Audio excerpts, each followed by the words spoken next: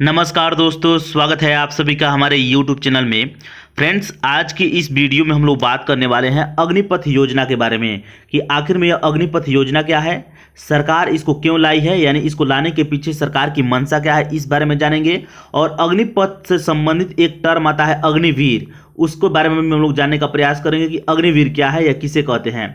तो फ्रेंड ध्यान में रखिएगा, अग्निवीर एक सेना को कहा जाता है। वह सेना थल सेना में भी हो सकता है, वायु सेना में भी हो सकता है और जल सेना में भी हो सकता है। आप सभी को मैं बता दूं कि अग्निपथ योजना के तहत जिस सेना की बहाली की जाती है उसी को अग्निवीर कहा जाता है। तो चलिए समझते हैं अग्निपथ योजना क्या है। तो इस सारी डिटेल में आपको मैं समझाने का प्रयास करता हूं।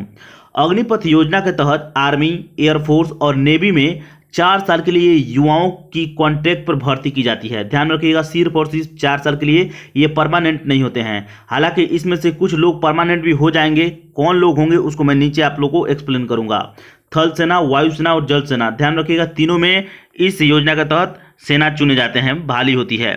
यह भर्ती ऑफिसर रैंक के नीचे के सैनिकों की होती है, यानी ऑफिसर रैंक के जो सैनिक होते हैं अग्निवीर के तहत उनकी चयन नहीं होती है, यानी उनकी भर्ती नहीं होती है।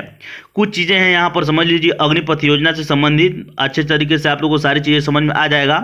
भर्ती होने पर पहले 6 महीने की ट्रेनिंग दी जाती है, उसके बाद जवानों यानी अग्निवीरों की तैनाती की जाती है। 6 महीने पहले ट्रेनिंग दी जाएगी और ध्यान में रखिएगा 10th पास होना चाहिए कम से कम व्यक्ति, और उम्र जो होना चाहिए 17.5 से लेकर 21 के बीच में होना चाहिए, तभी आप अप्लाई कर सकेंगे इस अग्निवीर के तहत। अग्निपथ योजना के तहत अग्निवीर की अगर तैयारी कर रहे हैं तो 4 साल बाद कार्य क्षमता के आधार पर रेटिंग दी जाती है, यानी आपका बहाली हो जाता है। 4 साल आप काम करते हैं तो आपके 4 साल के परफॉर्मेंस देखकर रेटिंग दी जाएगी, और रेटिंग देख करके एक लिस्ट तैयार होती है जिसमें से 25% अग्निवीरों को सेना में परमानेंट कर दिया जाता है। मान लीजिए 100 लोगों को भर्ती होती है आपको किस में, तो अग्निवीर में। तो 100 लोगों की भर्ती होने के बाद इनमें से 25 लोगों को चुना जाएगा, टॉप 25 लोगों को चुना जाएगा जो सबसे बढ़िया है। 25 लोगों को छांटा जाएगा और उन 25 लोगों को परमानेंट सेना में बहाली कर दी जाएगी। तो ये चीज़ें ध्यान रखिएगा, 100 में 25 याद रखिएगा।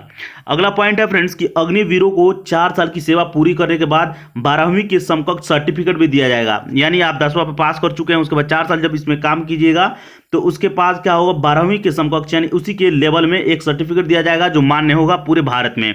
याद रखिएगा, यह सेंट्रल गवर्नमेंट लाई है, भारत सरकार लाई है यह योजना। अग्निवीर बनने के लिए क्या योग्यता होनी चाहिए, तो 17.5 से 21 साल की उम्र होनी चाहिए, शिक्षा 10वीं पास होना चाहिए।